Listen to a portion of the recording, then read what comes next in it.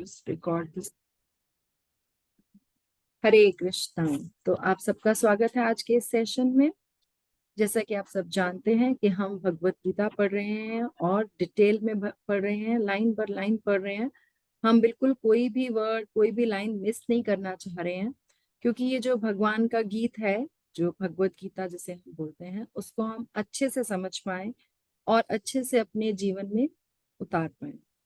तो हमने यहाँ तक पढ़ लिया था। अगर मैं बुक की बात करूं तो हमने पेज नंबर 7 तक हम पढ़ चुके हैं। पेज नंबर 7 से हमने आगे स्टार्ट करना है कि भगवत गीता के इन 5 मूलभूत विषयों में से यहाँ से आज हम शुरू करेंगे, क्योंकि आज हमने जो भगवत गीता के 5 मूलभूत विषय हैं, कोई भी अगर हम बुक पढ़ना चाह रहे हैं, कुछ भी पढ़ना चाह रहे हैं, कोई भी ज्ञान लेना चाह रहे हैं, तो हमें सबसे पहले ये जरूर पता होना चाहिए कि वो ज्ञान किस बारे में है ना, उसका मेन सब्जेक्ट मैटर क्या है, दैट वी मस्ट नो।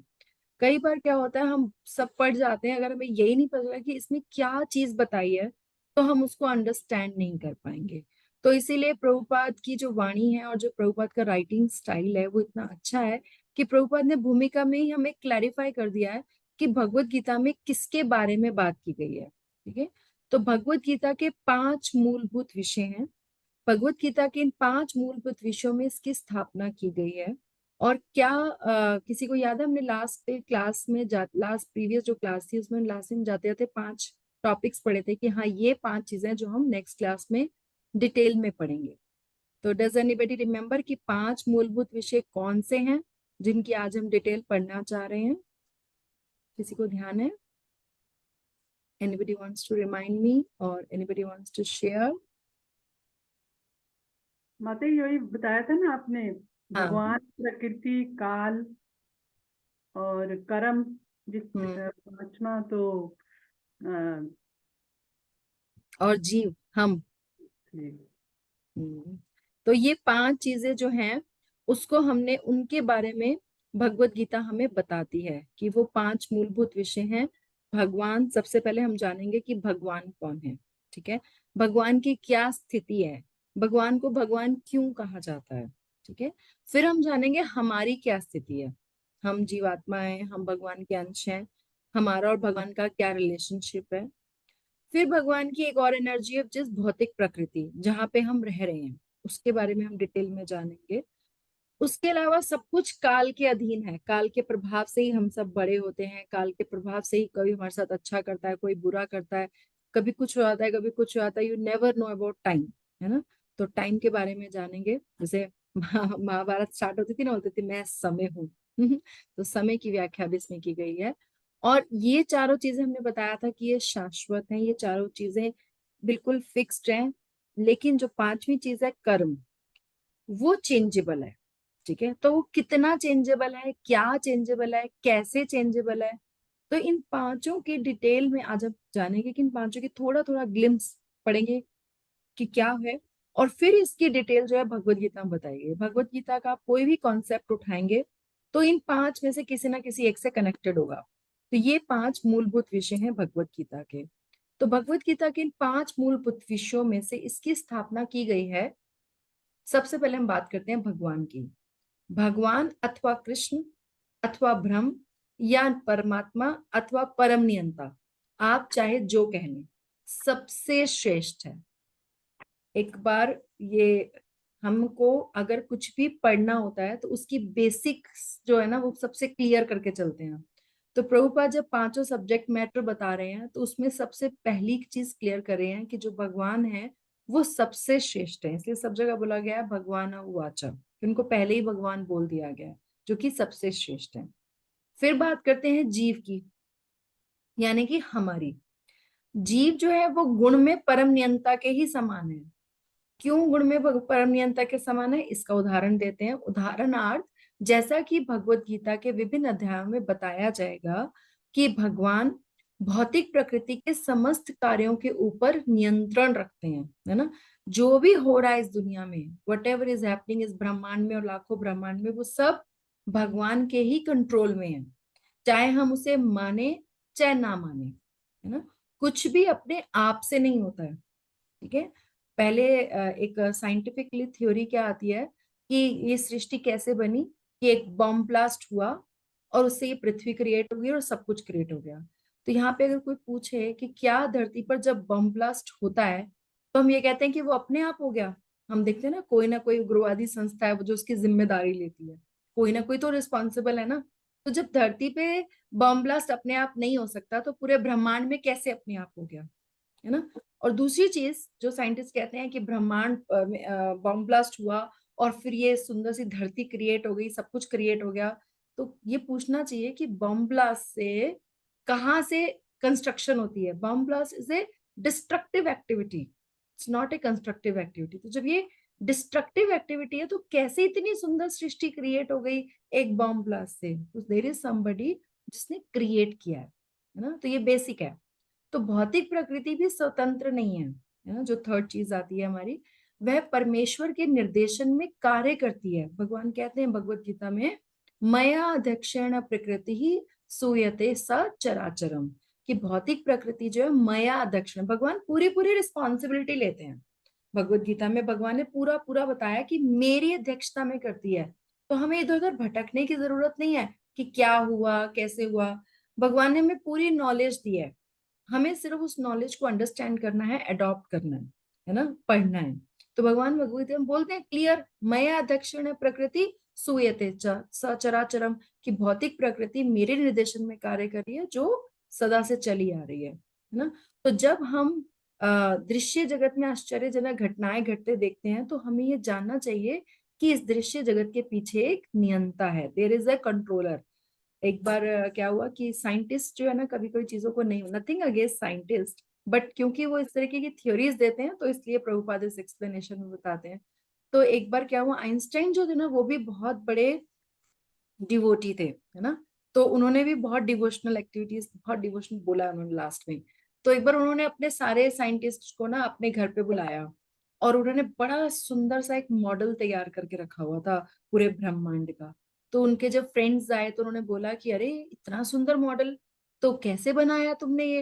बोले कुछ नहीं, मैं बस रात को सोया था और ये अपने आप बन गया। तो वो सब कहते क्या मजाक कर रहे हो, कि अपने आप कैसे बन जाएगा। तो कहते जब तुम ये कहते हो कि सारी सृष्टि अपने आप बन गई तो ये मॉडल नहीं बन सकता अपने आप, है ना। तो it means if you are saying yourself कि इसको बनाने वाला कोई है, चलाने वाला कोई है, कंट्रोल करने वाला कोई है, तो फिर क्यों क्यों ये बोलते हो कि सृष्टि को चलाने वाला कोई नहीं है।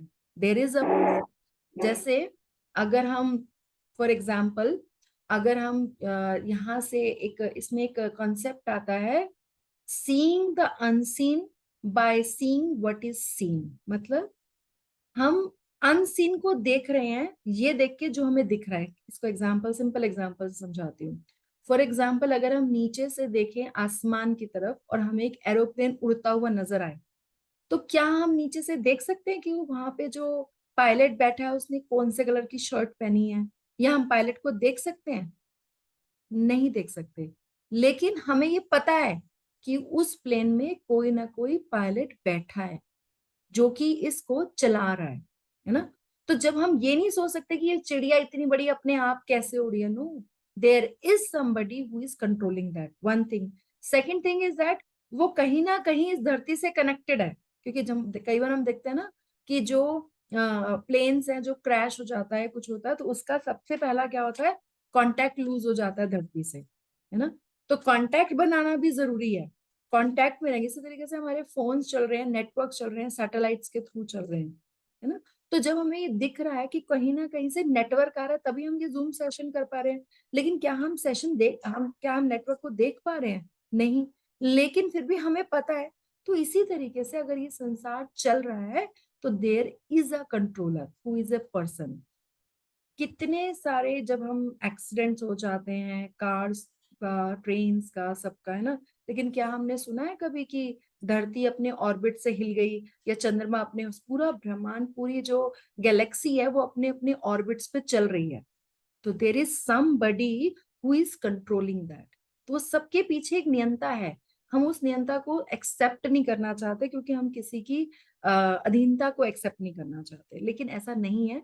देर इज ए कंट्रोलर जो हमें एक्सेप्ट करना पड़ेगा, क्योंकि बिना नियंत्रण के किसी का प्रकट होना संभव नहीं है। नियंता को ना मानना बचपना है ना। उदाहरणतः एक बालक सोच सकता है कि मोटर कार अद्भुत है क्योंकि बिना किसी घोड़े घोड़े के या खींचने वाले पशु से चलती है। अपने आप चल रही है ना मोटर कार, ना तो उसे कोई घोड़ा खींच रहा है, ना कोई और काट की कार होती तो खींचना पड़ता। लेकिन एक समझदार व्यक्ति मोटर कार की अभियंत्रिक व्यवस्था से परिचित होता है, मीन्स वो जानता है कि टेक्निकली इसमें एक पर्सन है, या आज की डेट में जैसे हमारे ड्राइवरलेस मोटर कार्स भी आ गई हैं तो भी, लेकिन हमें पता है कि उसमें टेक्नोलॉजी है और वो टेक्नोलॉजी भी कोई ना कोई कंट्रोल कर रहा है। वो ये सदैव जानता है कि इस यंत्र के पीछे एक व्यक्ति है, एक चालक होता है। इसी प्रकार परमेश्वर वह चालक है जिसके निर्देशन में सब कार्य हो रहा है। तो सबसे पहले जब तक हम भगवान की एग्जिस्टेंस को स्वीकार नहीं करेंगे, तब तक हम भगवान के गीत को कैसे स्वीकार करेंगे? ठीक है, तो इसलिए भगवान की विषय वस्तु में सबसे पहले प्रभुपाद हमें भगवान की एग्जिस्टेंस को बता रहे हैं। तो भगवान ने जीवों को अपने अंश रूप में स्वीकार किया है, जैसा कि हम अगले अध्यायों में देखेंगे। अब हम बात करते हैं, अभी हमने भगवान की स्थिति को समझा, अब हम अपनी स्थिति को समझते हैं। हमारी स्थिति क्या है कि हम जीव जो है भगवान का एक अंश है। ठीक है, ममे वांशो जीवलोके जीवभूत सनातना। तो भगवान ये कहते हैं भगवत गीता में कि सारे जो सारे जीव है ना, अहम बीज प्रदापिता, मैं इनको बीज प्रदायता पिता समान हूँ, पिता हूँ समान पिता हूँ। ठीक है, और ये सारे के सारे मेरे अंश हैं। अब क्या एक यहाँ पे 3 एग्जाम्पल्स दिए जाते हैं आपको भगवत गीता में। एग्जाम्पल कई जगह नजर आएंगे हमारी, और जब भगवान का बात होती है हमारे और भगवान के रिलेशनशिप में, तो सबसे पहला एग्जाम्पल दिया जाता है सोने के कण का। ठीक है, एक सोने की खान है और एक सोने का कण है। केमिकली अगर आप टेस्ट करोगे तो एक सोने के एक कण में और सोने की पूरी खान की जो केमिकल प्रोपोजिशन है वो सेम होगी, लेकिन वैल्यू में बहुत फर्क है ना। इसी तरीके से सेकंड एग्जाम्पल दिया जाता है समुद्र के जल की बूंद का। एक बूंद में कोई नहीं डूब सकता, लेकिन पूरे समुद्र में कोई भी डूब सकता है। तो इसलिए बोला जाता है कि जैसे भगवान पूरे समुद्र के समान है और हम जल की समुद्र की एक बूंद के समान है। Chemically, qualitatively, we are same, but quantitatively there is a huge difference। इसका मतलब यह है, इसी प्रकार हम जीव भी परम नियंता ईश्वर या भगवान श्री कृष्ण के अंश होने के कारण सूक्ष्म मात्रा में परमेश्वर के सभी गुणों से युक्त होते हैं, क्योंकि हम सूक्ष्म ईश्वर या अधीनस्थ ईश्वर हैं। अब कोई इसको जो मायावादी पढ़ेगा वो सीधा बोलेगा देखो लिखा है भगवत गीता में हम ईश्वर है ना, लेकिन उसके आगे एक बड़ा सुंदर वर्ड लिखा है अधीनस्थ ईश्वर। मतलब इसका क्या है, ईश्वर का मतलब क्या होता है, जो कंट्रोलर है, जो इच्छा करने की जिसको स्वतंत्रता है ना। तो हम भी इच्छा करते हैं। एक्चुअली ये बोला जाता है कि सारा जो संसार है ना जहां हम फंसे हुए हैं, उसका रीजन ये है कि हमने बहुत सारी इच्छाएं हैं। ठीक है, लेकिन वो इच्छा पूरी होगी या नहीं होगी। ठीक है, जैसे फॉर एग्जाम्पल अब ये मुझे आपसे जूम मीटिंग करनी है। ठीक है, तो मेरी इच्छा तो है जूम मीटिंग करने की, लेकिन ये जूम चलेगा या नहीं चलेगा, वेबकैम चलेगा नहीं चलेगा, लैपटॉप चलेगा नहीं चलेगा, this is not under my control. ठीक है, लेकिन भगवान के कंट्रोल में सब कुछ है। तो ऐसे कुछ भी नहीं है हमें जो भगवान में ना हो। ठीक है, तो सारे जो गुण आ रहे हैं हमें वो भगवान से हैं, लेकिन क्वालिटी तो सेम है, लेकिन क्वांटिटी में बहुत फर्क है, क्योंकि भगवान सत्यचित आनंद है और हमेशा आनंद मिलते हैं, इसलिए हम भी हमेशा आनंद में रहना चाहते हैं।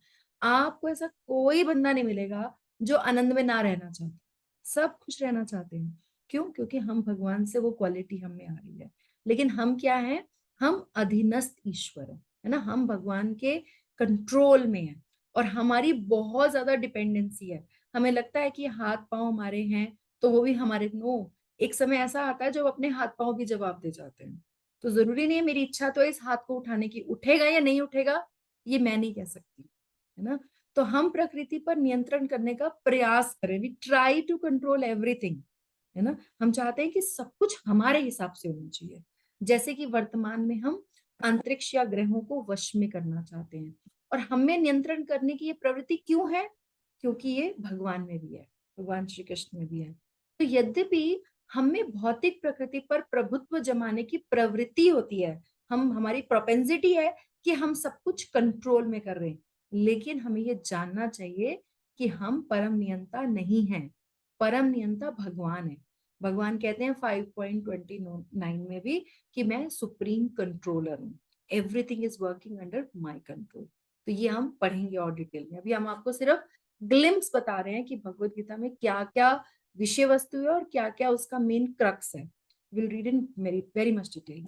तो हमने भगवान के बारे में बात करी, फिर हमने जीव के बारे में बात करी। थर्ड चीज आती है भौतिक प्रकृति, विच इज दिस नेचर। ठीक है। अब कई बार क्या होता है, हम लोग बोलते हैं सब कुछ नेचुरली हो जाता है। ये नेचुरली कुछ नहीं होता है, एवरीथिंग इज अंडर कंट्रोल। अब हमारे घर में अगर बिजली ना आए, ठीक है, पानी ना आए, तो हम बोलते हैं ना क्या कर रहा है इलेक्ट्रिसिटी डिपार्टमेंट, क्या कर रहा है water department. So we know there is somebody controlling. लेकिन जो बादल पानी बरसा रहे हैं, जो सूर्य हमें इतनी एनर्जी और प्रकाश दे रहे हैं, वो भी तो किसी के कंट्रोल में है। ऐसा नहीं है कि वो अपने आप कर रहे हैं, उनको भी कंट्रोल में किया गया, तभी वो सब अपने आप कर रहे हैं काम, है ना। वो अपने आप कुछ नहीं कर रहे हैं। भगवान बोलते हैं, भौतिक प्रकृति के लिए भगवान बोलते हैं कि गीता में इसकी भी व्याख्या हुई है कि अपरा प्रकृति के रूप में हुई है। अब यहाँ पे एक थोड़ा सा टेक्निकल कॉन्सेप्ट है जो मैं आपको देती हूँ। हम भी भगवान के अंश हैं, ये प्रकृति भी भगवान से प्रकट हुई है, लेकिन वो भगवान का अंश नहीं है, वो भगवान की एनर्जी है। ठीक है, भगवान की पावर्स है। ठीक है, पावर्स और अंश में बहुत डिफरेंस होता है। जैसे मेरा एक बच्चा है, ठीक है, वो मेरा अंश है कि वो मेरे मेरे से बॉर्न हुआ है, ठीक है, तो वो मैं उससे जो हुआ है उससे अटैच। लेकिन ये लैपटॉप जो है ना, वो मेरे अंडर कंट्रोल में है। ठीक है, तो यही फर्क है एक जीव में और प्रकृति में। तो इसलिए भगवान ने क्या बोला, जीवों को बोला परा प्रकृति। परा प्रकृति, परा मतलब सुपीरियर। ठीक है, क्योंकि हम चेतन है, हमारे में चेतना है, हम भगवान के अंश हैं, इसलिए हम परा प्रकृति हैं। और जो प्रकृति नेचर, जो आप नेचुरल चीजें देखते हो, जितनी भी हम बातें कर रहे हैं, जितना भी एनवायरमेंट है, वो भगवान की अपरा प्रकृति है, which is called inferior energy.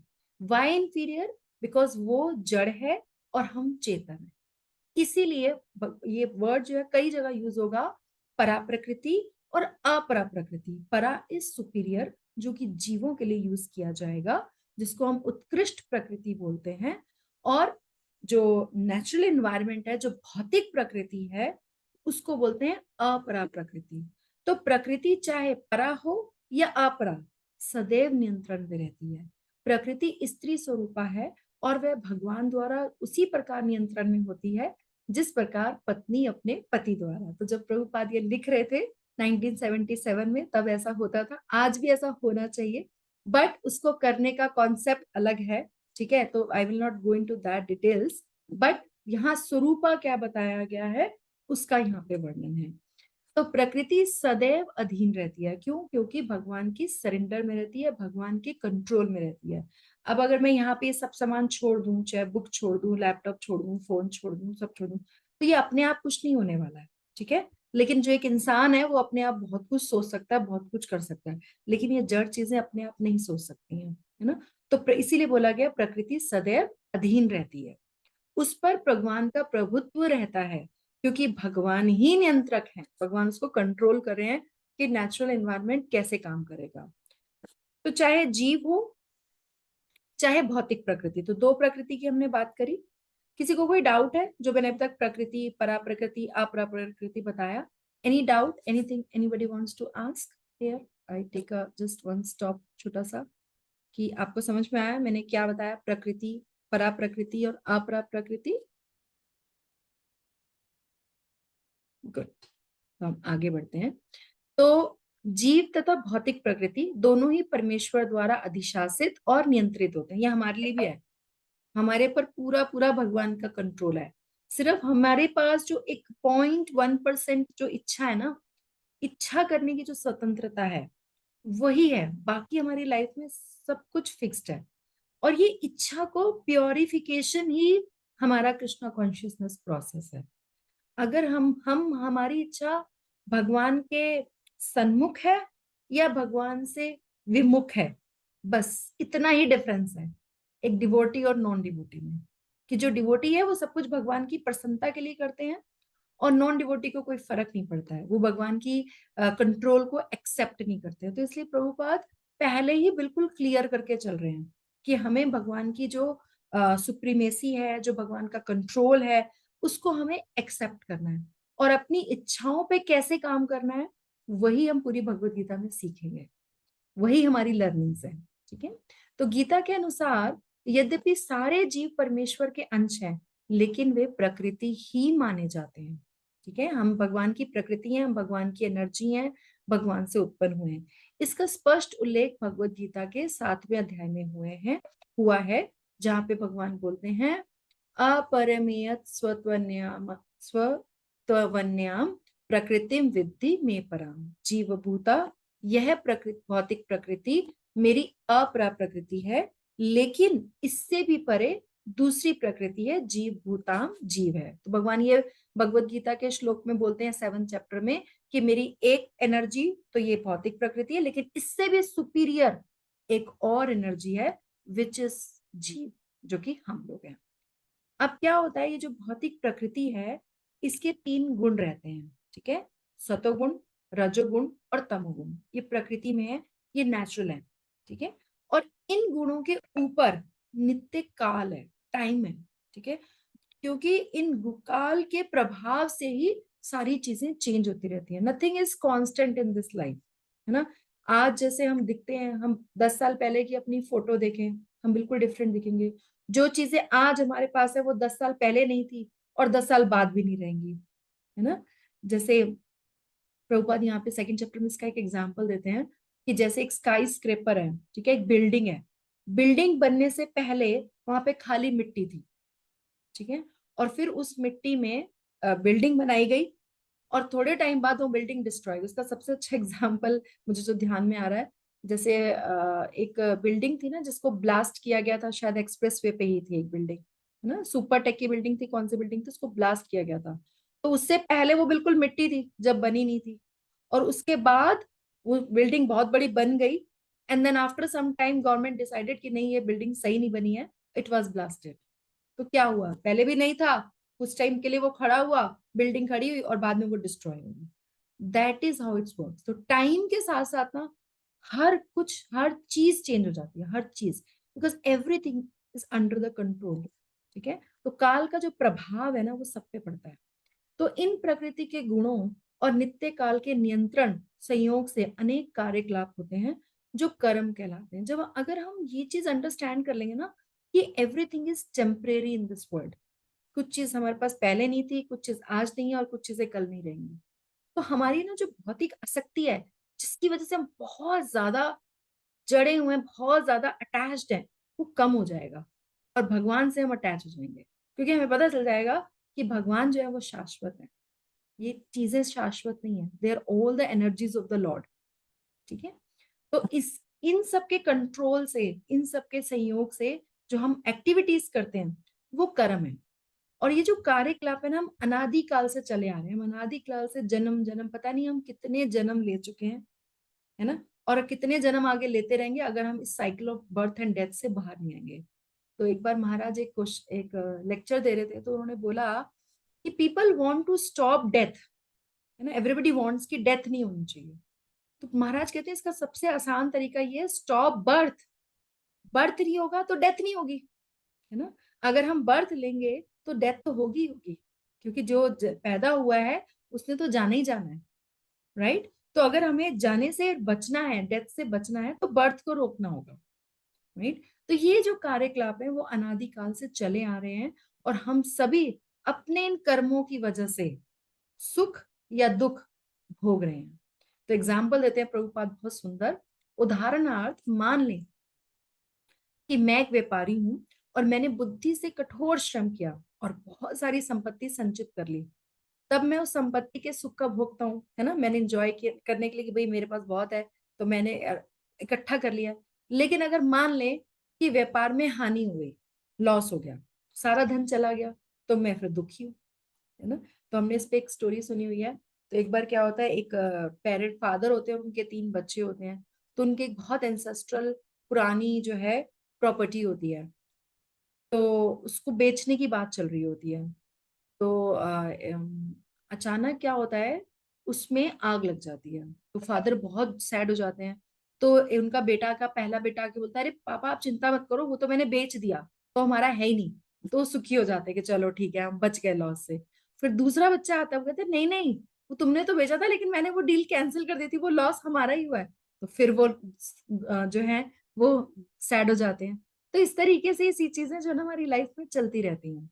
तो इसी प्रकार जीवन के प्रत्येक क्षेत्र में हम अपने कर्म के फल का सुख भोगते हैं या उसका कष्ट उठाते हैं, ये कर्म है। ठीक है, it is very difficult to understand. लेकिन अगर कोई कष्ट में है तो हम उसे ये नहीं कह सकते हैं ना, that will be very harsh. But actually reality तो यही है कि what ever is happening, it is happening because of our कर्म, और इसका कोई रीजन नहीं है। ठीक है, जैसे हम एक एग्जांपल इस पे डिस्कस करते हैं, बहुत बार मैंने एग्जांपल क्लास में हमने डिस्कस किया है कि अगर एक जो पोस्टमैन है वो एक मनी ऑर्डर लेके आता है, जैसे पहले जमाने में आता था, तो अगर 100 रुपए का मनी ऑर्डर है तो 100 रुपए मिलेंगे, 1000 का है तो 1000 मिलेंगे। तो जितना सुख होगा उतना मिलेगा जितना हमने संचित किया है पिछले जन्म में। तो ये लाइफ हमारी ऐसे ही चलती है, that is what we have to accept. ठीक है, तो थोड़ा सा और आगे पढ़ते हैं। तो एक तरीके से हमारी 5 चीजें हो गई, ईश्वर, जीव, प्रकृति, काल तथा कर्म। अभी तो हम सिर्फ इंट्रोडक्शन पढ़ रहे हैं। इन 5 चीजों का बहुत डिटेल में इन सब की व्याख्या जो है वो भगवत गीता में हुई है। अब इन 5 में से ईश्वर, जीव, प्रकृति तथा काल ये शाश्वत है। प्रकृति की अभिव्यक्ति अस्थाई हो सकती है परंतु मिथ्या नहीं है। This is very again very important concept. कई लोग मायावादी जो होते हैं वो ये बोलते हैं अरे सब मोह माया है, कुछ नहीं है, जगत में कुछ है ही नहीं, जगत मिथ्या है। ठीक है, तो यहाँ पे एक एग्जाम्पल देते हैं प्रभुपाद कि मान लो कोई रात में निकला, ठीक है, गार्डन में, और उसको पैर किसी चीज से पड़ा और उसको लगा कि वो शायद वो स्नेक था, रस्सी थी या स्नेक था पता नहीं। ठीक है, तो उसको डाउट हो सकता है। ठीक है, तो मायावादी क्या बोलेंगे, नहीं नहीं कुछ नहीं, तुम्हारा भ्रम था, कुछ नहीं था। लेकिन प्रभुपाद क्या कहते हैं, रस्सी तो थी ना, अगर वो स्नेक नहीं था। प्रभुपाद के पास एक पर्सन आए, उन्होंने बोला कि प्रभुपाद मायावादी जैसा बोलते हैं कि सब जगत एक सपना है और कुछ नहीं है यहाँ पे। तो प्रभुपाद कहे तुम इस जगत में हो, तुम्हें सब कुछ दिख रहा है, तो ये सब कुछ झूठ नहीं है, सपना नहीं है। हाँ, पॉइंट क्या है कि ये सब टेम्परेरी है।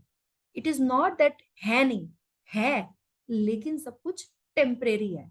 Everything will change, that is the point. ठीक है, तो कोई कोई दार्शनिक कहते हैं कि प्रकृति की अभिव्यक्ति जो है मिथ्या है, कि सब जगत सब सपना है, कुछ नहीं है, सब बेकार है ना। लेकिन भगवत गीता वैष्णवों के दर्शन के अनुसार ऐसा नहीं है। जगत की अभिव्यक्ति को मिथ्या नहीं माना जा सकता, झूठ नहीं है ये जगत, इसे वास्तविक, it's real, it is there, but क्या है, किंतु अस्थाई है, टेम्परेरी है। यह उस बादल के सदृश है। इतने आप जब भगवत गीता पढ़ोगे, जब हमने भगवत गीता पढ़ी है भक्ति शास्त्री करते हुए, माता जी ने भी करी है हमारे साथ, श्याम प्रिय माता जी ने, इतनी सुंदर एनालॉजीज है ना, और प्रभुपाद ने इतने सुंदर सुंदर एग्जाम्पल्स दिए हैं इस भगवत गीता में कि उसको पढ़ के तुरंत समझ में आता है। जैसे प्रभुपाद कितना सुंदर एग्जाम्पल दे रहे हैं कि कैसे हम जगत को ट्रीट कैसे करते हैं, प्रकृति को ट्रीट कैसे कर सकते हैं। कि जैसे एक बादल है, आकाश में घूम रहा है वो बादल, ठीक है, ये वर्षा ऋतु के आगमन के समान है। तो वो क्या होता है, बादल हुआ, बारिश हुई, उससे अन्न उगा, ठीक है, लेकिन जैसे ही बारिश खत्म हो जाती है वैसे ही वापस वैसे के वैसा एनवायरनमेंट हो जाता है। हमने अपनी लाइफ में भी ऐसे देखा ना, जब बारिश से पहले का एनवायरनमेंट डिफरेंट होता है, जब बारिश हो रही होती है तो एनवायरनमेंट बिल्कुल डिफरेंट होता है, और जब बारिश हो जाती है तो जैसे बहुत जब भीषण गर्मी हो तो वापस वैसी ह्यूमिडिटी हो जाती है।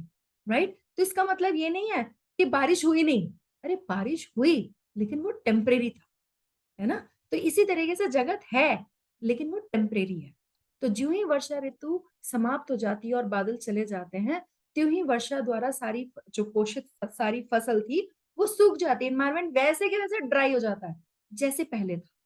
इसी प्रकार ये जो भौतिक एनवायरमेंट है, ये जो भौतिक अभिव्यक्ति है, ये एक निश्चित अंतराल में होती है, फिर कुछ काल तक ठहरती है और फिर लुप्त हो जाती है।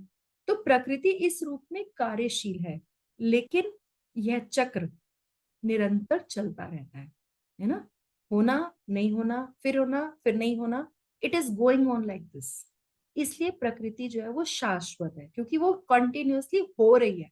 बट हमें कभी दिख रही है, कभी नहीं दिख रही है, कभी दिख रही है, कभी नहीं दिख रही है, लेकिन ऐसा नहीं है कि वो है नहीं, है ना। इसलिए प्रकृति शाश्वत है, मिथ्या नहीं है। और भगवान इसे मेरी प्रकृति कहते हैं। दिस वेरी, मतलब भगवान ने ना पूरी पूरी ऑनरशिप दिखाई है कि जीव भूत सनातना ममे वांशो जीव लेके, भगवान कहते हैं जीव भी मेरे हैं। ठीक है, फिर कहते हैं माया दक्षिणा प्रकृति मम माया दुरत्या। भगवान ने पूरी पूरी ऑनरशिप लिया है कि ये माया भी मेरी है, ये प्रकृति भी मेरी है, ये जीव भी मेरे हैं, सब कुछ। और मैं सबका कंट्रोलर भी हूँ, और मैं सबका इंजॉयर भी हूँ, और मैं सबका फ्रेंड भी हूँ। तो भगवान पूरा पूरा इसमें बिल्कुल क्लैरिटी देते हैं हमें कि भगवान की क्या पोजीशन है। तो ये जो भौतिक प्रकृति है, जिसको अपरा प्रकृति यानी कि इंफीरियर एनर्जी बोला गया है, वो परमेश्वर की भिन्न शक्ति है। भिन्न शक्ति मीन सेपरेटेड एनर्जी है। भगवान है और भौतिक प्रकृति है। इसी प्रकार जीव भी परमेश्वर की शक्ति है, किंतु वे भगवान से विलग नहीं है। है ना, जैसे मैंने एग्जांपल दिया था ना कि मेरे बच्चे के साथ मेरा संबंध है, ठीक है, लेकिन मेरे लैपटॉप के साथ मेरा संबंध नहीं है। ठीक है, आज ये खराब हो जाएगा, दूसरा आ जाएगा, I am okay with that कि मेरा काम चलना चाहिए, राइट। तो ऐसे ही भगवान का इस नेचुरल भौतिक प्रकृति के साथ भगवान की एनर्जी है, ठीक है, उनकी शक्ति है वो, ठीक है। लेकिन जो जीव है वो भगवान से सेपरेटेड नहीं है, वो भगवान से नित्य संबंध है। यही हमें, ये जो संबंध है ना हमारा भगवान के साथ, वो कंटिन्यूअस है, एटर्नल है, और उसको हमें एक्सेप्ट करना है, रिवाइव करना है। ठीक है, वो भगवान की तरफ से तो है, लेकिन हम उस संबंध को भूल जाते हैं। तो भगवत गीता पढ़ के हम जानेंगे कि हम कैसे उस भगवान के संबंध, जब हम चैंटिंग करते हैं हरे कृष्ण कृष्ण कृष्ण हरे हरे, हरे राम राम राम हरे हरे, तो हम भगवान को कॉल कर रहे हैं, है ना। और भगवान से वो संबंध जो है वो स्थापित कर रहे हैं। हम भूले हुए हैं उसको बोलते हैं जो हमारी कृष्णा कॉन्शियसनेस है ना, वो सुप्त अवस्था में हम भूल गए हैं, तो हमें उसको रिवाइव करना है। तो इस तरह भगवान, जीव, प्रकृति, काल, ये सब परस्पर संबंधित हैं और सभी शाश्वत हैं। लेकिन जो दूसरी वस्तु है, जो पांचवी चीज है हमारी कर्म, वो शाश्वत नहीं है। हाँ, कर्म के प्रभाव अत्यंत पुरातन हो सकते हैं। इसको कैसे समझते हैं? जैसे आपके पास एक परफ्यूम की बॉटल हो, ठीक है, अब परफ्यूम फिनिश हो जाएगा, लेकिन उस बॉटल में स्मेल हमेशा रहेगी, तो उसको बोलते हैं वासित होना, कि वो उसमें बस गया, वास कर रहा है वो, है ना, वो स्मेल हमेशा रहेगी। इसी तरीके से जैसे बोलते हैं ना, अगर आपकी लाखों गैया हो ना, तो हर गाय जो होता है ना, वो अपने गाय जो होती है ना, वो अपने बछड़े को ढूंढी लेती है, चाहे लाखों गैया हो। तो इसी तरीके से जिसका जो कर्म होता है ना, उसका जो इफेक्ट आना है, वो उसको ढूंढ ही लेगा। ठीक है, तो इस पे एक बहुत छोटी सी कथा मुझे याद आ रही है, स्टोरी में सुनाई होगी आपको, फिर मैं सुनाती हूँ दोबारा से। एक बार क्या होता है, एक बहुत छोटी सी चिड़िया होती है, ठीक है, वो भगवान विष्णु के द्वार पे बैठी होती है, तो उस वैकुंठ लोक में, तो वहां पे यमराज जी आते हैं। तो यमराज जी जो ना उस चिड़िया को बड़े डिफरेंट तरीके से देखते हैं। तो बोले यमराज की नजर बड़ी अजीब सी होती है। तो वहां पे गरुड़ जी भी होते हैं। तो गरुड़ जी कहते हैं कि ये यमराज ने इस चिड़िया को ऐसे क्यों देखा। लगता है कि यमराज जी का ना कुछ इसके लिए और प्लान चल रहा है। इससे पहले कि यमराज जी भगवान विष्णु से मिलकर आए, मैंने इस चिड़िया को कहीं दूर पहुंचा देता हूँ, जहां पे यमराज जी की नजर ना पड़े। तो वो 20,000 मील दूर जो है ना, उस चिड़िया को छोड़ के आ जाते हैं जो गरुड़ जी होते हैं। तो जब यमराज जी बाहर आते हैं तो कहते हैं, अरे यहाँ पे एक छोटी सी चिड़िया थी, वो कहाँ गई। तो गरुड़ जी कहते हैं, हाँ मुझे पता चल गया था, इसीलिए मैं ना उसको पहले ही 20,000 मील दूर छोड़ के आ गया। तो इतने जोर से हंसते हुए, मैं यही सोच रहा था कि इस चिड़िया की जो डेथ है वो 20,000 मील दूर है, तो ये यहाँ क्या कर रही है, कि वहां तक पहुंचेगी कैसे। सी, तो जहां जिसका जो होना है वो हो ही जाना है। ठीक है, तो इसीलिए हमें अपने कर्मों का बहुत ध्यान रखना है। कर्म का जो प्रभाव है वो अत्यंत पुरातन है। हम अनादि काल से अपने शुभ और अशुभ कर्म फलों को भोग रहे हैं, किंतु साथ ही हम अपने कर्मों के फल को बदल भी सकते हैं। This is very powerful statement, है ना। बाकी चीजें तो नहीं बदल सकते हैं, लेकिन हम कर्मों के फल को बदल सकते हैं, है ना। That is possible. And how that is possible, यह परिवर्तन हमारे ज्ञान की पूर्णता पर निर्भर करता है। कितनी नॉलेज हम लेते हैं भगवान की, भगवान के बारे में, क्योंकि जैसे जैसे हम भगवान ना सुप्रीम कंट्रोलर है, ठीक है, जैसे मैंने बताया, भगवान इस कर्म के उसके अधीन नहीं आते हैं, और ना ही भगवान के भक्त आते हैं। भगवत गीता में आगे चल के भगवान बोलते हैं कि बाकी सारे लोग जो है ना, उनका जो कंट्रोल है, उनका जो ध्यान है, वो मेरी प्रकृति, मेरी माया, योग माया, वो सब रखती हैं। लेकिन जो मेरे भक्त होते हैं ना, उनका ध्यान मैं खुद रखता हूँ। उनको जो योग क्षेम वहाम्य जो उनको चाहिए होता है वो मैं देता हूँ उनकी भक्ति के लिए, ठीक है। और जो उनके पास है मैं उनको संभालता हूँ। तो ये भगवान ने बहुत क्लेरिफाई किया आगे। लेकिन हमारे को प्रॉब्लम क्या है कि हमको ये पता ही नहीं है। हमको ये लगता है कि हम सब कुछ खुद ही करने वाले हैं और हम ही सब कुछ कर डालेंगे। और मैं I am a self made man, I am self made women. हम इतना ज्यादा है, लेकिन हमारा हाथ जिसके उसको हम कह रहे हैं ना वो उठेगा कि नहीं उठेगा हमें इसका भी ज्ञान नहीं है। तो ये जो परिवर्तन है ये हमारे लिए बहुत पावरफुल है, क्योंकि हमें बोला गया है कि हम अपने कर्म के प्रभाव को बदल सकते हैं। और हमने देखा है कि जितने लोग भक्ति में आए हैं उनके कर्म के प्रभाव चेंज हुए हैं, है ना। तो इस तरीके से अगेन एक छोटी सी स्टोरी याद आ रही है, हो सकता है हमने डिस्कस करी, फिर भी मैं सुनाती हूँ क्योंकि यहाँ पे बहुत रेलेवेंट है वो स्टोरी। तो एक दो फ्रेंड्स होते हैं, ठीक है। एक सन्मुख और एक मनमुख। जो सन्मुख होता है ना वो सत्य की राह पे चलता है, वो दोनों नेबर्स होते हैं। तो वो सत्य की राह पे चलता है, वो सत्संग में जाता है और अच्छे अच्छे काम करता है, गुरु के पास जाता है, बातें सुनता है, ठीक है। और जो मनमुख होता है वो मनमौजी होता है, वो खूब पार्टी करता है, खूब घूमता है। लेकिन दोनों इकट्ठे निकलते हैं अपने घर से, एक अपने रास्ते एक अपने रास्ते। एक दिन क्या होता है कि मनमुख बड़े खुशी खुशी वापस आता है कि देखो मुझे ना एक सोने की गिन्नी मिली आज, ठीक है, गोल्ड कॉइन मिला है। तो लेकिन सन्मुख जो ना वो रोता रोता आता है कि आज ना मेरे पैर में बहुत जोर से कांटा लग गया और खून आ रहा है। तो मनमुख उसका मजाक उड़ाने लगता है, ले तू तो सत्संग में जाता था, तेरे को इतनी चोट कैसे लग गई भाई, मुझे देख मुझे तो गोल्ड कॉइन मिला। कहता है हाँ बात तो सही है, चलो गुरुजी के पास चलते हैं और उनसे पूछते हैं। तो वहां पे वो जाते हैं तो गुरुजी उनसे बताते हैं कि ठीक है, जहां पे तुम्हें ये गोल्ड कॉइन मिला ना वहां जाके खोदो, जरा डिगिंग करो नीचे क्या है। तो जब वो डिगिंग करते हैं तो नीचे एक बहुत बड़ा पॉट मिलता है उनको, घड़ा भरा हुआ कोयले का, ठीक है। वो लेकर आते हैं तो उनको बताते हैं कि तुम्हारे इतने पहले कर्म थे कि तुम्हें आज सोने की गिन्नियों का भरा हुआ पूरा घड़ा मिलने वाला था, लेकिन तुमने इतने पाप कर्म किए कि वो सारे जल जल के एक ही गिन्नी बची है तुम्हारे लिए, एक ही कॉइन बचा है। कहते चलो ठीक है, इसको क्यों इतनी चोट लगी, कहा जाओ जहां इसको चोट लगी वहां भी खोदो जाके। तो वो खोदते हैं। तो जब उन्होंने खोदा तो वहां पे उनको नीचे फांसी का जो फंदा होता है ना वो मिलता है। तो कहते हैं कि आज इसको फांसी लगने वाली थी, लेकिन इसने इतना सत्संग किया है, इतने कर्म अच्छे किए हैं कि वो सिर्फ एक कांटा बन के रह गई है।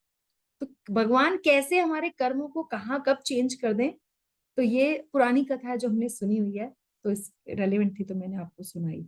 तो इसीलिए ये परिवर्तन जो है वो हमारे ज्ञान की पूर्णता पे निर्भर करता है। कितना हम चेंज कर पाएंगे डिपेंड करेगा कि हमें कितनी नॉलेज है भगवान की, अपने कर्मों की, गुणों की, क्या सही है क्या गलत है ना। ज्ञान, सही ज्ञान वही है जो हमें अपनी लाइफ में बता सके कि हमारे लिए क्या सही है और क्या गलत है। तो हम विविध प्रकार के कर्मों में व्यस्त रहते हैं, everybody is busy, everybody is busy. भगवान ने हमें 24 घंटे का समय दिया है और ये लाइफ दिया है, और इसी लाइफ में इसी 24 घंटे में से समय निकालना है भक्ति का। लेकिन हम सब इतने बिजी हैं, इतने बिजी हैं कि जिस भगवान ने हमें इतना कुछ दिया हम उनके लिए कोई समय नहीं निकालते हैं। ना हम कोई माला कर पाते हैं ढंग से, ना हम बुक रीडिंग कर पाते हैं, ना हम चैंटिंग, ना हम भक्तों का संग कर पाते हैं। People are so busy, so busy. We are just fortunate 15 fortunate soul जो यहाँ बैठे हैं और जिन्हें हमें ये ज्ञान मिल रहा है, जो हम इस चीज को समझ पा रहे हैं, ठीक है। लेकिन बाकी जनता, मैंने तो सही लोगों को मैसेज भेजा होगा तो सब बिजी हैं, ठीक है। लेकिन भगवान यहाँ बोल रहे हैं, प्रभुपाद प्रभुपाद सब जानते हैं, ठीक है, कि हम विविध प्रकार के कर्मों में व्यस्त रहते हैं। निस्संदेह हम ये नहीं जानते कि किस तरह का कर्म करने से हम कर्म फल से राहत प्राप्त कर सकते हैं, क्योंकि कर्म का फल तो मिलेगा ही मिलेगा, लेकिन कैसे।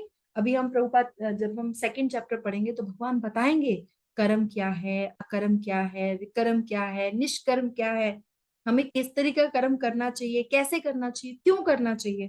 पूरा कर्म योग है, पूरा एक चैप्टर है इस पे, सेकंड चैप्टर जो कि बिगेस्ट चैप्टर है। लेकिन भगवत गीता में इसका भी वर्णन हुआ है कि हम कैसे तरीके कर्म करें कि हमें जो है पता चल पाए। तो ईश्वर अर्थात परम ईश्वर की स्थिति, भगवान की भी स्थिति समझना बहुत जरूरी है। वो परम चेतना स्वरूप है, भगवान है सुप्रीम पावर, ठीक है।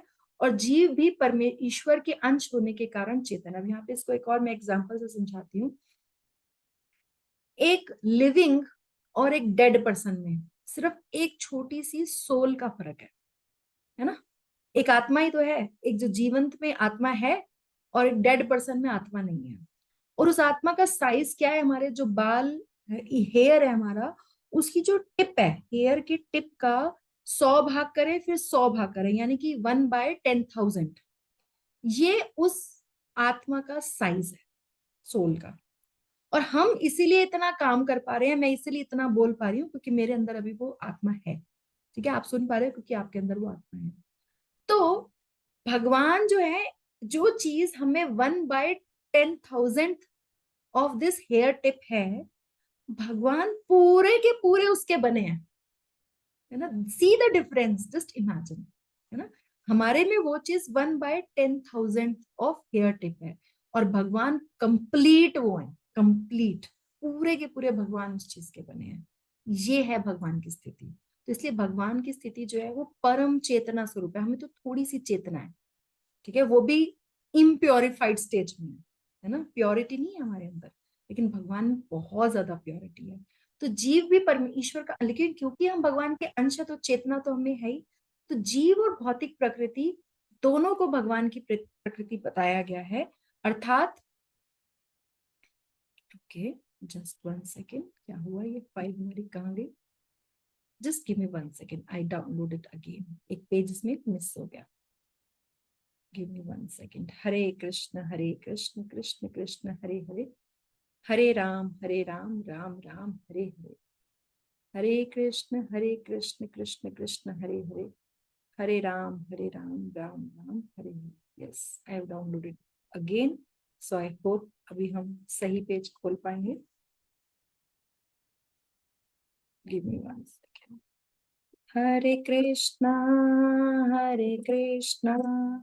Krishna Krishna Hare Hare, Hare Ram Ram Ram Hare Hare. Yes, we are there. ये भी हमने एग्जाम्पल डिस्कस किया था, आई होप हमारा पेज सही आ जाए।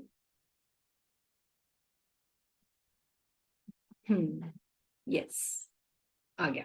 तो जीव तथा भौतिक प्रकृति दोनों को प्रकृति बताया गया है, अर्थात वे परमेश्वर की शक्ति है, किंतु इन दोनों में से केवल जीव चेतन है और दूसरी प्रकृति चेतन नहीं है, जैसे मैंने अभी बताया आपको, यही अंतर है।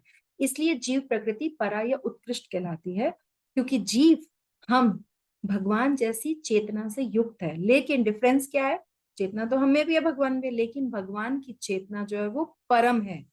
और किसी को यह नहीं कहना चाहिए कि जीव भी परम चेतन है। एक्चुअली अगेन, मायावादी कई जगह आप सुनेंगे कि अहम नारायण अस्मि, मतलब बोलते हैं कि अगर आप बहुत ज्यादा नारायण का नाम लोगे तो लास्ट में आप भी जाके नारायण हो जाओगे। कई लोग ऐसा बोलते हैं, कई पंथ ऐसा बोलते हैं, बिल्कुल गलत। भगवान, जीव कभी भगवान नहीं बन सकता, कभी भी नहीं, क्योंकि जीव की स्थिति अलग है, भगवान की स्थिति अलग है। जीव कभी भी, यहां तक कि अपनी सिद्ध अवस्था में भी परम चेतन नहीं हो सकता। यह सिद्धांत भ्रामक है कि जीव परम चेतन हो सकता है। चेतन तो हो सकता है, लेकिन पूर्ण या परम चेतन नहीं हो सकता। इसमें डिफरेंस क्या है, डिफरेंस बताया जाएगा आपको 13 चैप्टर में। जीव तथा ईश्वर का अंतर भगवत गीता के 13वें अध्याय में, क्योंकि कई लोग बोलते हैं ना, आप भी भगवान हो, मैं भी भगवान हूँ, आपके अंदर भी भगवान, मेरे, हम भी भगवान है, हम सब भगवान है। बिल्कुल गलत, बिल्कुल गलत बोलते हैं। ठीक है, तो ये 13 चैप्टर में क्लियर करेंगे, जहां पे ये बताया जाएगा कि ईश्वर क्षेत्रज्ञ, क्षेत्रज्ञ बोलते हैं, क्षेत्र बोलते हैं एरिया को, ठीक है, और एरिया को जानने वाला, जैसे खेत है, खेत के बारे में जानने वाला। यहाँ पे एक एग्जाम्पल दिया जाएगा आगे चल के, कि जैसे फॉर एग्जाम्पल एक राजा जो होता है ना, उसको सबके बारे में पता होता है, सबका, किसका कहाँ खेत है, किसका कहाँ घर है, किसमें किसके पास कितनी प्रॉपर्टी है।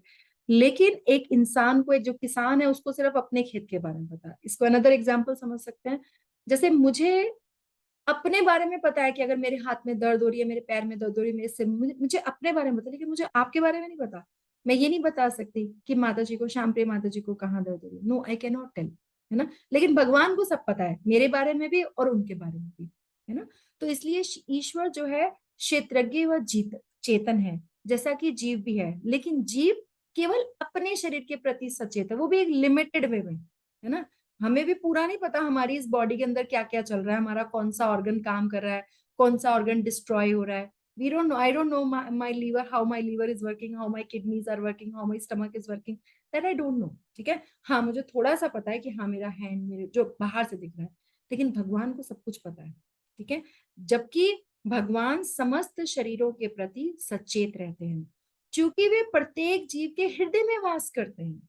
अतएव वे जीव विशेष की मानसिक गतिशीलता से परिचित रहते हैं, क्योंकि भगवान हम सबके हृदय में रहते हैं परमात्मा स्वरूप में, है ना।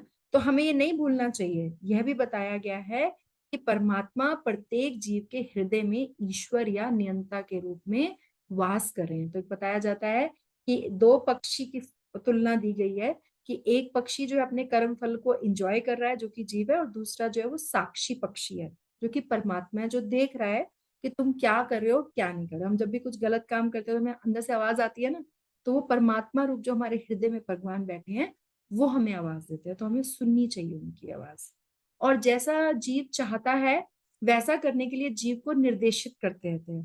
तो जीव भूल जाता है, हम भूल जाते हैं कि हमें क्या करना है। पहले तो एक विधि वह किसी एक विधि से कर्म करने का संकल्प करता है, लेकिन फिर वो अपने ही कर्म की क्रियाओं और प्रतिक्रियाओं में उलझ जाता है। इस पे एक बहुत फनी एग्जांपल देती हूँ। ऐसा बोला जाता है कि जब नया साल शुरू होता है ना, तो हम बहुत सारे रेजोल्यूशंस करते हैं, हम ये करेंगे, हम वॉक पे जाएंगे, हम माला करेंगे, हम एक्सरसाइज करेंगे। बट 2-3 दिन में ही सारे रेजोल्यूशंस हमारे पानी में चले जाते हैं, है ना। तो ऐसा मेरे साथ तो बहुत होता है। तो कार्तिक स्टार्ट हुआ, हमने बहुत कुछ सोचा, ये करेंगे वो करेंगे, पता नहीं क्या कर पाए क्या नहीं कर पाए। तो लेकिन वह अपने ही कर्म की क्रियाओं प्रतिक्रियाओं में उलझ जाता है। एक प्रकार का शरीर त्याग करने के बाद वह दूसरा शरीर ग्रहण करता है, जिस प्रकार हम वस्त्र उतारते और पहनते हैं। इसमें महाराज ने एक बड़ा सुंदर एक बार एग्जाम्पल दिया। एक बार कहते हैं कि मेरी चोट लग गई, ठीक है, तो चोट लगी तो डॉक्टर ने बोला कि स्टिचिंग करनी, स्टिचेस लगेंगे। तो जब वो स्टिचेस लगा रहे थे तो मुझे याद आ रहा था वांसांसी जीर्णानी, कि प्रभुपाद भी कहते हैं और भगवान भी कहते हैं कि ये शरीर है वो वस्त्र के समान है। तो जैसे कपड़ा सिला जाता है तो बॉडी भी सिली जा रही है, तो सही में वस्त्र के समान है। तो ये रियलाइजेशंस जो है ना बहुत इंपॉर्टेंट है। और जब हम सीनियर आचार्य से सुनते हैं ना तो फिर समझ में आता है कि हाँ क्या है। तो जिस प्रकार हम वस्त्र उतारते और पहनते हैं, इस प्रकार जब आत्मा देहांतरण कर जाते हैं, तो भगवान ने बहुत डिटेल में भगवान की टीकाओं में बताया है, तात्पर्य में बताया है, उसे अपने विगत पूर्ववत कर्मों का फल भोगना पड़ता है। एक समय पे ही दो बच्चों का जन्म हो रहा है, ठीक है, एक सड़क पे पैदा हो रहा है जिसके पास कुछ नहीं है, जिसके पेरेंट्स उसे एक्सेप्ट नहीं करते, उसे कचरे के ढेर में फेंक दिया जाता है। और एक बच्चा महलों में पैदा हो रहा है, अभी तो उस बच्चे ने कुछ किया ही नहीं है ना, लेकिन फिर भी ऐसा हो रहा है ना, तो इट मीन्स कहीं ना कहीं पूर्व कर्मों का असर है डेफिनेटली। तभी तो वो एक इस जगह पैदा, उसका हर एक के फैमिली एनवायरनमेंट अलग होता है, हर एक के पेरेंट्स अलग होते हैं, हर एक को अपॉर्चुनिटीज डिफरेंट मिलती हैं, है ना। कितने लोग होंगे जिनकी पढ़ाई लिखाई हमसे ज्यादा होगी, लेकिन आज वो उस मुकाम पे नहीं है जिसपे हम हैं, है ना।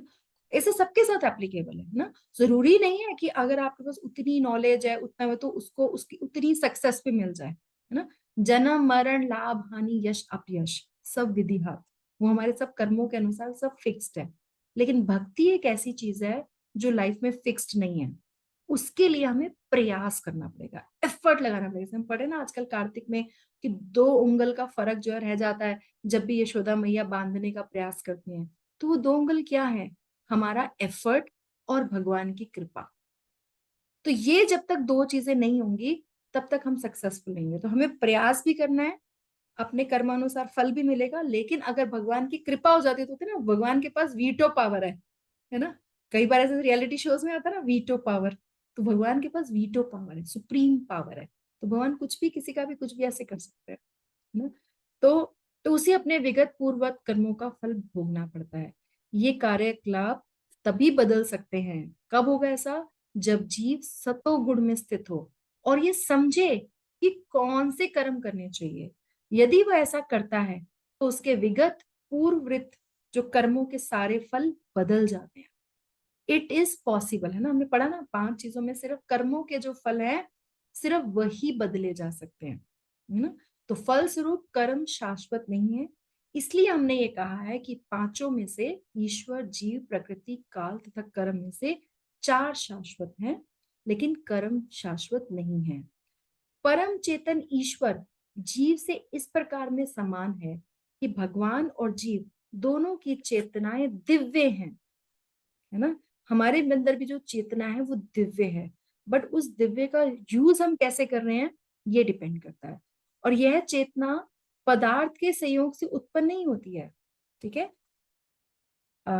कई बार ऐसा बोला जाता है कि जो केमिकली है एक बॉडी में उतना ही है ना, जैसे हम बात करते हैं लिविंग और डेड में, कि सामने अगर एक डेड पर्सन है तो वो तो वही है, उसका शरीर तो वही है, चल बसा, क्या चल बसा, है ना, वो आत्मा चल बसी, उसको आप केमिकली वापस नहीं ला सकते, है ना।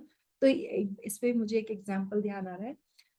जब महाभारत का युद्ध खत्म हो गया और उत्तरा, है ना, जो अभिमन्यु की वाइफ है उत्तरा, जिनके गर्भ में परीक्षित महाराज थे, तो उनके लिए अश्वत्थामा ने उनके लिए जो है ब्रह्मास्त्र छोड़ा, ठीक है, उनको मारने के लिए। तो उत्तरा जो है वो भागी भागी गई कृष्ण के पास। उन्होंने भगवान श्री कृष्ण को बोला, त्राही माम के आप मुझे बचाओ। तो भगवान ने बोला कि तुम्हारे जो ससुर हैं जब खड़े हैं, इन्होंने तो अभी युद्ध किया है, ये तो युद्ध मतलब बिल्कुल पारंगत है, तुम उनके पास जाओ, तुम मेरे पास क्यों आई हो। तो वहां पे उत्तरा ने बड़ा अच्छा स्टेटमेंट बोला कि ये सब जिंदा को तो मार सकते हैं, लेकिन मरे हुए को जीवित करना वो सिर्फ आपके हाथ में, वो दिव्यता सिर्फ आपके पास है और आप ही बचाने वाले, है ना। जाहे राखे कृष्णा मारे कौन, जाहे मारे कृष्णा राखे कौन, ठीक है। तो ये जो चेतना है वो पदार्थ के संयोग से नहीं है, ऐसा सोचना भ्रांति मूलक है। भगवत गीता इस सिद्धांत को स्वीकार नहीं करता कि चेतना विशेष परिस्थितियों में पदार्थ के संयोग से उत्पन्न होती है। कोई केमिकल, कोई लेबोरेटरी ऐसी नहीं है जो सोल को क्रिएट कर सके या रिवाइव कर सके, नो वन इज देयर, वो सिर्फ भगवान के ही हाथ में है। तो यह चेतना भौतिक परिस्थितियों के आवरण के कारण विकृत रूप से प्रतिबिंबित हो सकती है, जिस प्रकार रंगीन कांच से परिवर्तित परावर्तित प्रकाश उसी रंग का प्रतीत होता है। जैसे ग्लास है, अगर उस पर ग्रीन कलर कर दिया तो वो ग्रीन कलर दिखेगा। एक बल्ब है आपके पास, ठीक है, अगर आपने उसमें तो ना जैसे जो दिवाली में जैसे अभी डिफरेंट डिफरेंट कलर के बल्ब्स थे, ठीक है, तो बल्ब ओरिजिनली सारे सेम है, सिर्फ उस पर डिफरेंट कलर की पन्नी जो डिफरेंट कलर की पॉलिथीन टाइप जो है चढ़ा हुआ है, तो वो जैसी कलर की पॉलिथीन चढ़ी है वैसे ही होगा, ठीक है। परंतु भगवान की चेतना पदार्थ से प्रभावित नहीं होती, लेकिन भगवान के साथ ऐसा नहीं है, भगवान ओरिजिनल है, ठीक है। हम सब पे वो आवरण कलरफुल चढ़ा हुआ है हमारी चेतना के अनुसार, लेकिन भगवान की ऐसा चेतना नहीं है। किंतु भगवान की चेतना भौतिकता से प्रभावित नहीं होती है। भगवान कहते हैं मया अध्यक्षेण प्रकृति, जब वे इस भौतिक जगत में अवतरित होते हैं तो उनकी चेतना पर भौतिक प्रभाव नहीं पड़ता। अगर वो इस तरीके से प्रभावित होते तो दिव्य विषयों के संबंध में इस तरह बोलने का अधिकारी नहीं होते, लेकिन भगवान पूरे अधिकारी हैं, जैसा कि वो भगवत गीता में बोलते हैं ना। तो भौतिक कलमश ग्रस्त चेतना से मुक्त हुए बिना कोई भी दिव्य जगत के विषय में कुछ नहीं कह सकता। तो अगर हम भी कुछ बोलना चाहते हैं तो हमें पहले अपने आप को प्योरीफाई करना पड़ेगा। और चेतो दर्पण मार्जनम, उसका तरीका सिर्फ है हरे कृष्ण कृष्ण कृष्ण हरे हरे, हरे राम राम राम हरे हरे। जब हम ऐसा चैंटिंग करते हैं तो हमारा हार्ट प्योरीफाई होता है, ठीक है। और जब हमारा हार्ट प्योरीफाई होता है तभी हम इन चीजों को ग्रैस्प कर सकते हैं और तभी हम उसको बोल सकते हैं। तो अतः भगवान भौतिक दृष्टि से कलुषित दूषित नहीं है, परंतु हमारी जो चेतना है वो अभी भौतिक कलमश से दूषित है। तो भगवत गीता से हमें क्या सीखने को मिलेगा। भगवत गीता हमें शिक्षा देती है कि कैसे हमें इस कलुषित चेतना को, जो हमारी कॉन्शियसनेस है, उसको प्योर करना है। तो जब हम शुद्ध चेतना होगी तो हमारे सारे कर्म क्या होंगे, भगवान की इच्छा के अनुसार होंगे और फिर हम सुखी हो सकेंगे। Everybody wants to be happy ना, तो ये गुण मंत्र है। जब हम भगवान की इच्छा के अनुसार करते हैं, जब हम भगवान को सेटिस्फाई करने के लिए काम कर रहे हैं, जब भगवान संतुष्ट होते हैं, तभी तो प्रसाद, हम बोलते हैं ना कि प्रसाद का टेस्ट ही अलग होता है। क्यों अलग होता है, क्योंकि वो भगवान को ऑफर किया गया है, वो भगवान ने पाया है, उसमें भगवान की ब्लेसिंग्स है और हमने भगवान की इच्छा के अनुसार कार्य किया है, तब हम सुखी होते हैं। जो प्रसाद को पाके हमें संतुष्टि मिलती है, तो ऐसा नहीं है, भगवत गीता में कहीं नहीं सिखाती कि हमें अपने सारे कर्म बंद कर देने चाहिए। नो, हमें क्या करना है, हमें अपने कर्मों को शुद्ध करना चाहिए। और परिष्कृत कर्म भक्ति कहलाते हैं, जब हम भगवान की प्रसन्नता के लिए कर्म करते हैं। भक्ति में कर्म सामान्य कर्म प्रतीत होते हैं, किंतु वे कलुषित नहीं होते। क्या हम भक्ति के आने के बाद खाना नहीं खाते? हम खाना भी खाते हैं, हम ऑफिस भी जाते हैं, हम सोते भी हैं, हम काम भी करते हैं, हम सब कार्य करते हैं ना। लेकिन सब जब हम भगवान को अपनी लाइफ में सेंटर में लेके आ जाते हैं, तो धीरे धीरे हमारे कर्मों का प्योरिफिकेशन हो जाता है। यही है ना, international society for Krishna consciousness, अपनी कॉन्शियसनेस में भगवान को लेकर आना, जिससे जब भगवान आएंगे, भगवान दिव्य हैं, तो हमारी जो चेतना है वो भी दिव्य हो जाएगी। तो एक अज्ञानी व्यक्ति भक्त को सामान्य व्यक्ति की भांति कर्म करते हुए देख सकता है, किंतु ऐसा मूर्ख यह नहीं समझता कि भक्त या भगवान के कर्म अशुद्ध चेतना या पदार्थ से कलुषित नहीं होते। कई लोग जब भगवान की लीलाओं को देखते हैं ना, तो उनको लगता है ये कैसा भगवान है, कपड़े चुरा रहे हैं, माखन चुरा रहे हैं, ये कैसा भगवान है, क्योंकि उनमें वो दिव्यता नहीं देखी उन्होंने। जब हम, जो हमारा भागवतम है, उसके 10वें कैंटो में है भगवान की लीलाएं, तो 10वां कैंटो पढ़ने का अधिकारी वो है जिसने पहले के 9 कैंटो पढ़ लिए और समझ लिए। ठीक है, तो वे त्रिगुणातीत होते हैं। तो जो भी हो, हमें ये जान लेना चाहिए कि अभी हमारी चेतना जो है वो कलुषित है, और जब हम भौतिक दृष्टि से कलुषित होते हैं तो हम बद्ध अवस्था में हैं। मिथ्या चेतना का प्राकट्य इसलिए होता है कि हम अपने आप को प्रकृति का प्रतिफल मान बैठते हैं, और यह मिथ्या अहंकार है। जो व्यक्ति देहात्म बुद्धि, कहते हैं कि अपने आप को सिर्फ ये बॉडी मान लेना, देहात्म बुद्धि, हमारी बुद्धि क्या है कि हम सिर्फ ये बॉडी है। तो अगर हम ये मान लेते हैं तो हमारी चेतना कभी प्योरीफाई नहीं होती, और वह अपनी स्थिति स्वरूप को समझ नहीं पाता। तो भगवत गीता का जो प्रवचन है वो देहात्म बुद्धि से मनुष्य को मुक्त करने के लिए हुआ, और मुक्त करने के लिए हुआ था, और भगवान ने यह सूचना प्राप्त करने के लिए ही अर्जुन ने अपने आप को इस अवस्था में उपस्थित किया था, है ना। इसके आगे हम कल करेंगे, सो दैट हम इसको और क्लैरिफाई कर सके। थोड़ा सा रह गया, इसको और डिटेल में हमें समझना होगा अभी। तो I am stopping it here कि कैसे अब हम बात करेंगे। अभी हमने 5 सब्जेक्ट मैटर्स पढ़े, तो फिर हम जब नेक्स्ट क्लास होगी यानी कि वेडनेसडे को, तो हम बात करेंगे कि अब हमारा एक्शन पॉइंट क्या है, क्या स्थिति में भगवत गीता बोली गई है, क्या हमारा एक्शन पॉइंट है, कैसे प्योरिफिकेशन होगा। ये सब हम धीरे धीरे जैसे जैसे हम भगवत गीता पढ़ते जाएंगे तो हम इसको डिस्कस करेंगे। तो I am sharing, stop sharing मैं कर रही हूँ यहाँ पे। और अब मैं चाहूंगी कि आप सब में से भी एक एक पॉइंट जो आपका आज का टेक अवे है वो आप बताएं, जिससे हमारी जो एक रिवीजन भी हो जाएगा, और हमें समझ में आया कि एक्चुअली हमने क्या लर्न किया आज, है ना। Just one one point, one liner. Yes, Hare sorry. Krishna माता जी, दंडवत प्रणाम। तो ये आज का सेशन बहुत ही अच्छा था। और जैसे कि हमने पढ़ा कि भगवत गीता के 5 मूलभूत वो पढ़े। और जो टेक अवे आज का वो ये है कि जो अगर हमें अगर हमें खुश रहना है तो हमें अपने भौतिक कलमश को मिटाना पड़ेगा। उसी के द्वारा हम लोग खुश रह सकते हैं, जो लास्ट में अभी ये था। यस, बिल्कुल। और कौन बोलना चाहेगा? प्लीज अनम्यूट योरसेल्फ, और जो भी आपका आज का टेक अवे है, जो भी आपकी लर्निंग है, वो आप बता सकते हैं। Please unmute yourself.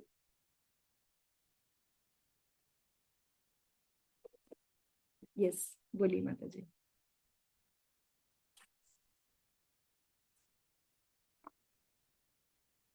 हाँ जी, श्यामप्रिया माता जी बोलिए, आप अनम्यूट हो गए। माता जी, जो भी हमने 5 पढ़े हैं गुण, जैसे भगवान, जीव, प्रकृति, काल, ये 5 तो विषय वस्तु, गुण नहीं है, ये गुण 3 है हमारे, ये 5 विषय वस्तु है। हाँ जी। ये शाश्वत है, लेकिन जो कर्म है वो हम्म। हम पर ही निर्भर करता है कि हम अच्छा कर्म कर रहे हैं या बुरा कर्म कर रहे हैं। ये हमें इससे हमें सीखना चाहिए कि जो हम्म। अभी तक किया है हमने, हम्म। उसको हम भूल कर आगे हम अपने आप को संभालें कि हम्म। हमें अच्छा कर्म करना है, ताकि हम भक्ति में आगे बढ़ सकें। यस, बहुत बढ़िया बात बोली आपने, क्योंकि ये क्रक्स है हमारा, हमें इस पे बहुत ध्यान देने की जरूरत है। यस। और बाकी सब लोग भी शेयर करें प्लीज। यस निधि माता जी, हरे कृष्णा। हरे कृष्णा माता जी। हरे कृष्णा। वो मेरे को ये लगता है कि वो सब आजकल जो ह्यूमंस है ना, वो सोचते हैं कि everything is under our control, लेकिन ये बहुत ही मिथ है, क्योंकि ये सच बात है जो आपने पहले समझाया था कि प्रकृति जो है वो भी किसी के कंट्रोल में है।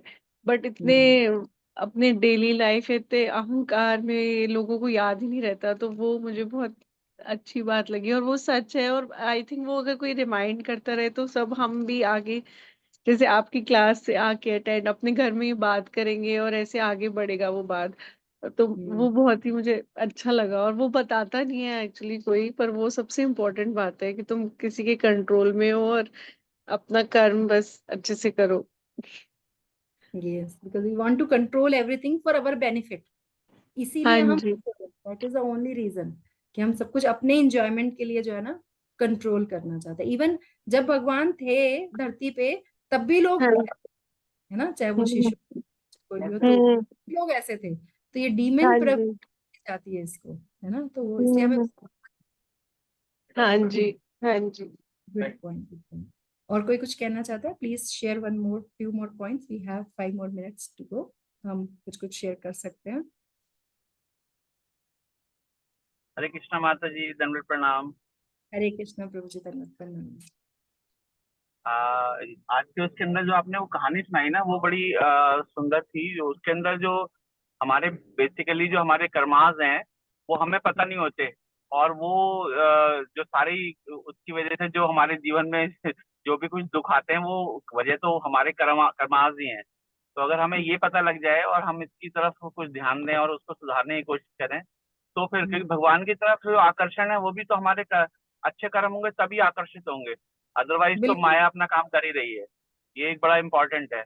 और मुझे तो ऐसा महसूस होता है कि हमें एक बात जो है ना जीवन में उतार लेनी चाहिए, कि हम हमेशा भगवान की नजर के अंदर हैं, और भगवान के बगैर हम कुछ नहीं कर सकते। एक पत्ता भी नहीं हिल सकता और हमारा तो कुछ हो ही नहीं सकता। ये एक विश्वास है अपने मन में। पर ये है वही बात है कि जब नाम जप होता है तभी शुद्धता आती है, और सत्संग मिलता है तभी शुद्धता मिलती है। हरे जी कृष्ण माता बिल्कुल। जी। हरी बोल, बहुत सुंदर पॉइंट रखा प्रभु जी आपने। मैं एक बार एक टेम्पल में गई थी, तो टेम्पल के बाहर बोर्ड लगा हुआ था कि अंदर आप कैमरे की और बाहर ऊपर वाले की नजर में है। ये बात याद रखिए। क्या बात है, बहुत ही और सुंदर। शास्त्रों में हम पढ़ेंगे भगवत गीता में कि 14 सीसीटीवी कैमरास हैं जो हमारे चारों तरफ है। चारों दिशाएं, सूर्य, चंद्र, नक्षत्र सारे, ये these are all 14 CCTV cameras हम भगवत गीता में पढ़ेंगे, जो ऑल द टाइम हम पे नजर रखे हुए हैं और हमारे कर्मों को नोट कर रहे हैं। मैं सोचूं कि मैं कोई छुप के कुछ काम कर लूंगी और किसी को पता नहीं चलेगा, तो ऐसा नहीं है। यहाँ हिसाब होना हो, वहां जरूर हिसाब होगा। तो इसलिए और नॉट माता ओनली। जी जी, सबसे बड़ी बात है कि हम खुद अपने हम खुद अपने मॉनिटर हैं। वो एक यस। भजन के अंदर 2 लाइन, हाँ 2 लाइनें सुनी थी कि क्यों नजर बचा के सबसे दुष्कर्मों से खेल रहा है, तुझे कोई देखे या ना देखे, तुझे तू खुद देख रहा है। तो हम अपने बिल्कुल। अपने मॉनिटर तो हैं ही। आदमी को यस, पता होता है कि क्या कर रहा है कोई। बिल्कुल। तो ये चीज अगर हम याद रखें ना हमेशा, तो हमारा जो प्योरिफिकेशन है वो फास्ट होगा और हम बचेंगे गलत काम करने से, और which will be beneficial not only in this world, in another world as well. तो और जैसा आपने बताया, सुकृति मिलती हैं तभी हमें कोई ना कोई भक्त मिलता है, और उससे हम फिर हमारी भक्ति बढ़ती है।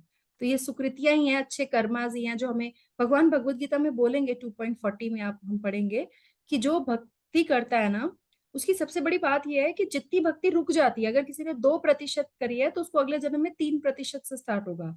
आपको ह्यूमन बॉडी मिलेगी, और अगर आपकी भक्ति बहुत अच्छी है तो आपको ऐसा परिवार मिलेगा, ऐसा ब्राह्मण परिवार, धनाढ्य परिवार, जहां आप भक्ति आराम से कर सको। क्योंकि अगर कोई बहुत मतलब मीगर है या बहुत गरीब है या उसकी फैमिली सपोर्ट नहीं करती है, तब भी भक्ति करना बहुत मुश्किल है। तो भगवान भगवत गीता में बोलते हैं, ये तात्पर्य में प्रभुपाद ने बोला है इस चीज को कि ऐसा होगा। और जब मैंने ये श्लोक, was the first one shloka which I really understood in 2016, and I really was appreciated. उनका ये अच्छा है कि आपको एटर्नल बेनिफिट है, तो ये तो है ही। क्या, thank you so much for taking that point out. Okay, anything else anybody wants to share? Karuna Mata ji या कोई भी कुछ भी कहना चाहे, और कोई point before I close this session? Hare Krishna Mata ji. हरे कृष्णा जी। क्या? माता जी, मुझे वो ना सेशन में वो बात बोली ना आपने कि सब लोग बोलते थे कर्म भोगने पड़ते हैं, कर्म भोगने पड़ते हैं, बट अब पता चला कि हाँ, कर्मों में रिलैक्सेशन मिल जाता है अगर हम प्रभु को सेंटर में रखें तो। यस, बिल्कुल मिलता है, बिल्कुल मिलता है। भगवान के पास वो वीटो पावर है हमें, लेकिन इस चीज का ना हमें एडवांटेज नहीं लेना चाहिए। हाँ जी। वो भगवान अपने आप देख लेंगे। We should not seek the advantage for that. भक्त तो ये कहते हैं कि मेरे साथ अगर कुछ हुआ है तो इसे बुरा ही होने वाला था, भगवान ने मुझे सेव कर लिया। भक्त सी लाइक दैट, है ना। ये हाँ भक्तों का जो पर्सपेक्टिव है वो चेंज हो जाता हाँ जी। है ना। मधु माता जी, आप कुछ कहना चाहोगे before I close this session? Okay, तो अभी हम इसको क्लोज करते हैं। हेलो। यस मधु माता जी, हाँ जी बोलिए। हरे कृष्णा माता जी। हरे हरे कृष्णा। कृष्णा माता जी, मुझे भी माता जी यही चीज अच्छी लगी कि हम अपने अच्छे कर्म से, जैसे आप बता रहे हैं अभी कि लाइक अभी जो हम भक्ति कम कर पाते हैं वो हमें टाइम नहीं, टाइम इन द सेंस कि जो एक स्पेस है जो हमें एक्चुअल चाहिए या जो साथ चाहिए वो नहीं मिल पाता है। हो सकता है हम अगले जन्म में नेक्स्ट उसमें हम एक ऐसे एनवायरनमेंट में हो जहाँ पे सभी चीज ऐसी हो जो चीज हम चाह रहे हैं अभी। तो लाइक ये बहुत अच्छी बात है जो बहुत ही पॉजिटिव है। और अच्छा है कि आजकल कार्तिक का भी वो चल रहा है, सब मंथ दीपदान चल रहा जरूर है करें। तो जी जी माता जी, सुबह शाम दोनों टाइम ही करते हैं ज्यादा से ज्यादा। जी बहुत जी बढ़िया। माता जी। बिल्कुल, नॉट ओनली नेक्स्ट लाइफ, इस लाइफ में भी अगर आप करते हो ना धीरे धीरे, क्या होता है, फर्स्ट पीपल क्रिटिसाइज यू, ठीक है, then the people accept you, appreciate you, and then they follow you. आप ये देखना, अगर आप अपना बिहेवियर सही रखते हो, हम भक्ति कर रहे हैं और हम अपना बिहेवियर सही, पहले लोग ने क्या ये दिया दिमाने से क्या हो जाएगा, लेकिन फिर जब उनको धीरे धीरे रियलाइज होगा, धीरे धीरे आप में पॉजिटिव चेंज देखेंगे, तो फिर वो अप्रिशिएट करेंगे कि नहीं भक्ति करिए तो अच्छा, इसका पॉजिटिव बिहेवियर चेंज हो गया है, और फिर वो फॉलो करेंगे। तो ये एक चीज रहती है हमेशा, तो इस चीज का हम सोच सकते हैं, ठीक है। नहीं, तो ये हम बात आपने बिल्कुल सही बोली माता जी। इसका साइन मैंने देखा, मेरे नेबर्स भी, जैसे मैं इवनिंग में एवरी डे, मतलब जब से मैं आपके टच में हूँ, जब से ही मैं, मतलब दीप दान तो मतलब रेगुलर ही होता है, ये अभी नहीं तब से ही है और रेगुलर होता है। तो मेरे नेबर्स भी सारे जन मतलब रेगुलर करने लगे हैं। वो कहते हैं कि ये बहुत अच्छी बात है, हमें बहुत अच्छा लगता है। मैंने कहा ये मैंने आपका ही, आपसे ही सीखा है।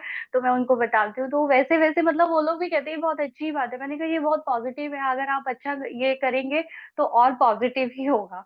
तो वो भी कहते हैं मतलब कि ये बहुत अच्छा होने लगा है, मतलब वो सोच, मतलब पॉजिटिव उनको भी लगने लगा है अब कुछ कुछ चीजें ना। तो यही है, मतलब मुझे, मैं कुछ बोल समझ नहीं पा रही हूँ कि मेरे को क्या बोलना है।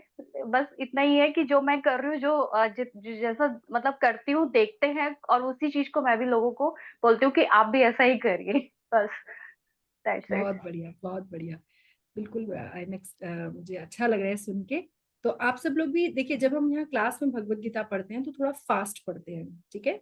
तो आप आपके पास टाइम होता है, जरूर भगवत गीता के 2-3 पेज जरूर पढ़िए, ठीक है, अपनी भगवत गीता की। जैसे सबका अपना पर्सनल मोबाइल होता है, ऐसी सबकी अपनी पर्सनल भगवत गीता की कॉपी होनी चाहिए, और उसमें आपको मार्क करना चाहिए कि ये पॉइंट बहुत अच्छा है, ठीक है। हमारे सबके अपने पर्सनल मोबाइल्स है ना, तो पर्सनल भगवत गीता कॉपी भी होनी चाहिए। नहीं है तो आप लीजिए सब लोग और उसको पढ़िए, और अपना उसमें नोट्स बनाइए कि यहाँ पे ये एग्जाम्पल दे सकते हैं, क्योंकि प्रभुपाद बोलते हैं और चैतन्य महाप्रभु ने बोला है कि हम सबको आगे इस ज्ञान को आगे बांटना है। आज मैं आपको बता रही हूँ, आपको आगे 10 लोगों को बताना है, तभी तो प्रचार प्रसार होगा, है ना।